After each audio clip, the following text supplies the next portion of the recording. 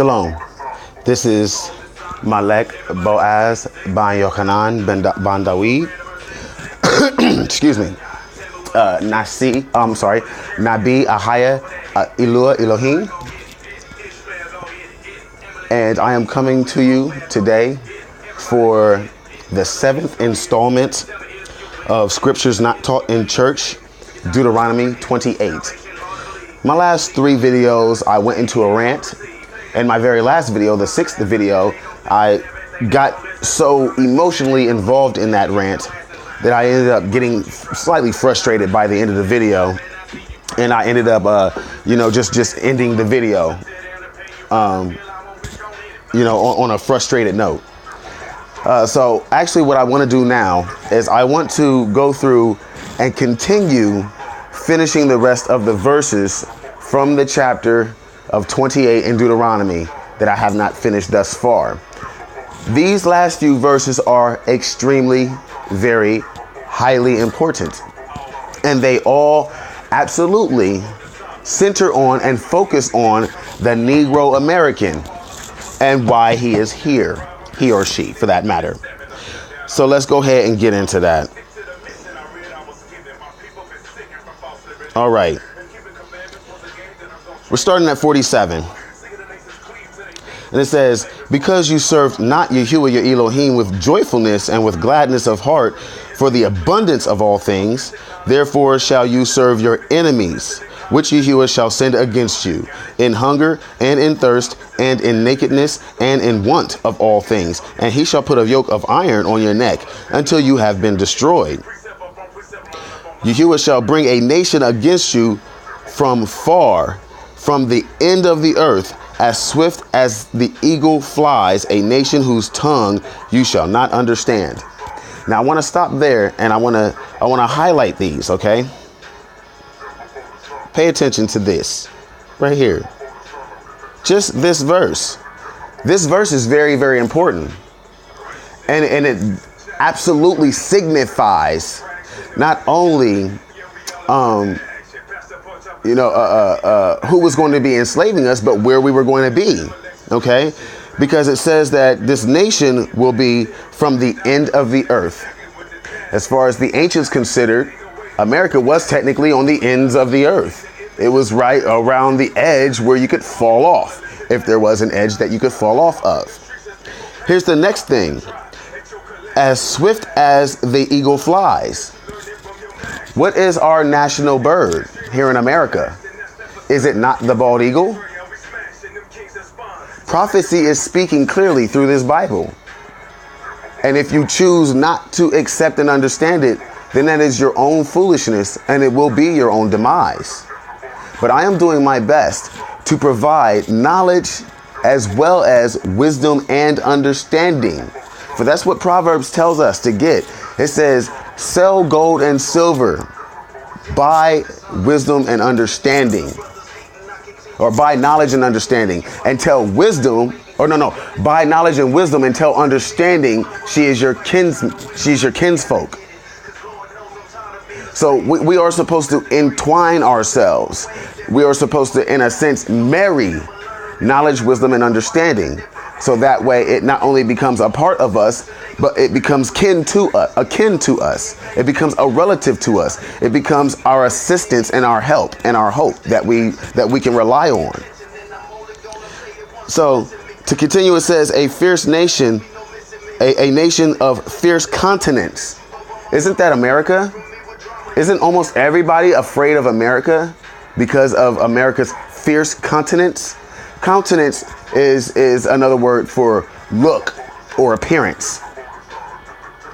Which shall not regard the person of the old, nor show favor to the young. Isn't that true? Aren't they taking away Social Security from the old people now? Don't old people now have to debate if they want to get their meds, or if they're going to eat dinner, or if they're going to pay their bills? How about us? How about the young folks here in America? If you don't have a rich or wealthy background, aren't you automatically started out as disenfranchised and underserved? You know, are they trying to provide assistance to youths in inner city limits? No, they're not. So again, prophecy is evident here. They show no regard to the person of old or favor to the person that is young. Now let's go on. It says, he shall eat the fruit of your cattle and the fruit of your land until you be destroyed, which also shall not leave you either corn, wine, or oil, or incense of your cows, or increase of your cows, or flocks, or your sheep, until he has destroyed you. And that is specifically speaking about when we were in Israel. That's exactly how it happened. They just took all of our stuff. And the rest of it, they burnt down to the ground. 70 AD, Israel, Nero, look it up. It's factual, evidential information. But not only that, but that happened to us here also in America. We would tend the flocks, we would tend the cattle, we would tend the sheep. We would shear the sheep for the wool and everything. But hardly any of that did we get. All that went straight to the master.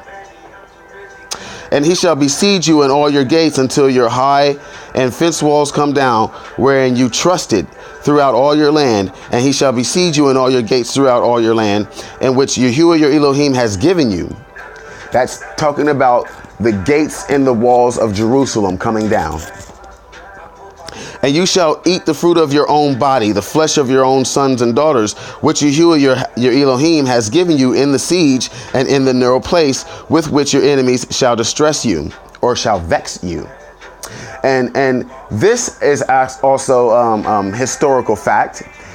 You can look this up, that around the time of not only the Israel siege by the Romans in 70 AD, but the Babylonian siege, or no, I should say the Syrian, the Mede and Median siege of Babylon in 586 AD by Cyrus. They would besiege the place. Oh no, actually Cyrus was able to walk right in, so it wasn't Cyrus that besieged Babylon. I am sorry about providing bad information. I mean, I've got so much stuff stored up in my head. A lot of times I get things confused and cobbled together, and I greatly apologize for that. Cyrus was able to walk right into the gates, into Babylon, while they were partying, and that's how he was able to take over Babylon.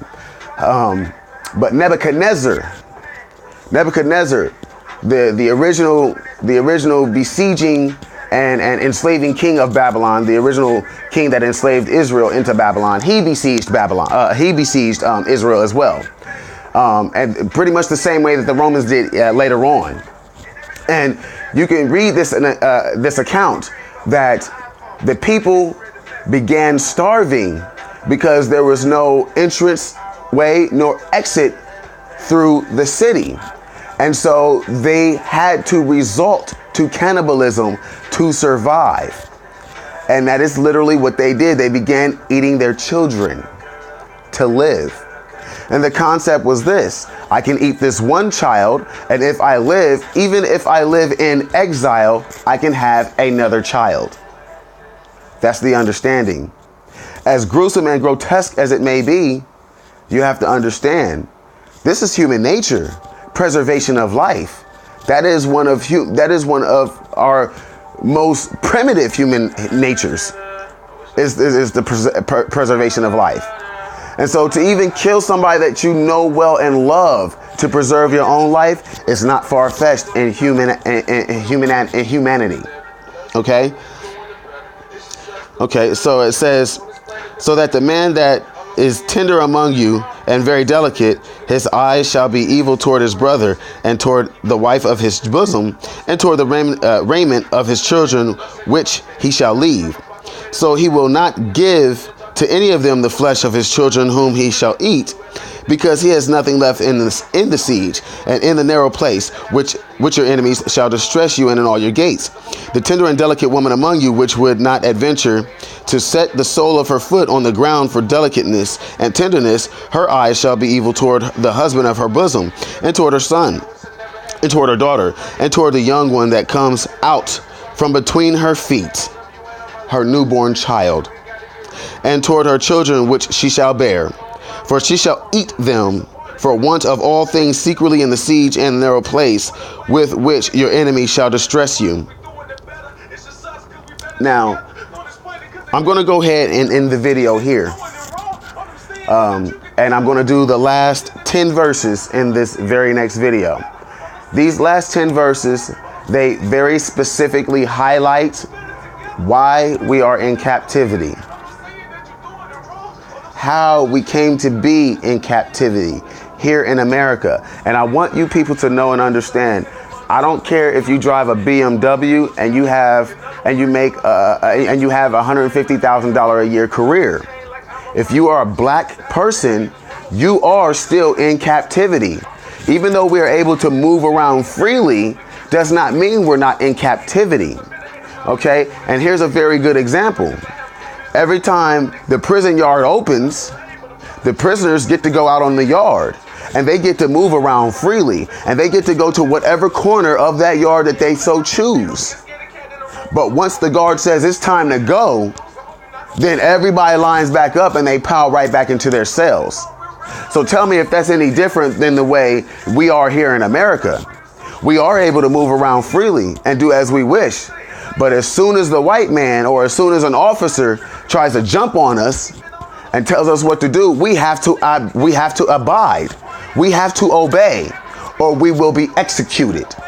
That's been proven. That's been proven repeatedly. Philando Castile, Mike Brown, Eric, dang, I can't remember Eric's name. The guy that, in New York who got choked out and killed for selling cigarettes. That's my proof right there. See, he's still in captivity. You see what I'm saying? He was able to move around freely. You see what I'm saying? But the guards say, yo, that's contraband. You cannot have those cigarettes. You cannot be selling those cigarettes to these other inmates. If you do, you are in violation. And he went against their violation. And what did they do? They executed him in broad daylight, on camera, in front of everybody. We are still in captivity here in America, all my beautiful black people. And I want you to understand that. And I want you to know that. And this very next video that I'm going to do is going to let you know exactly why we are. And it's also going to tell you exactly how we can be released from it. Baruch and Shalom.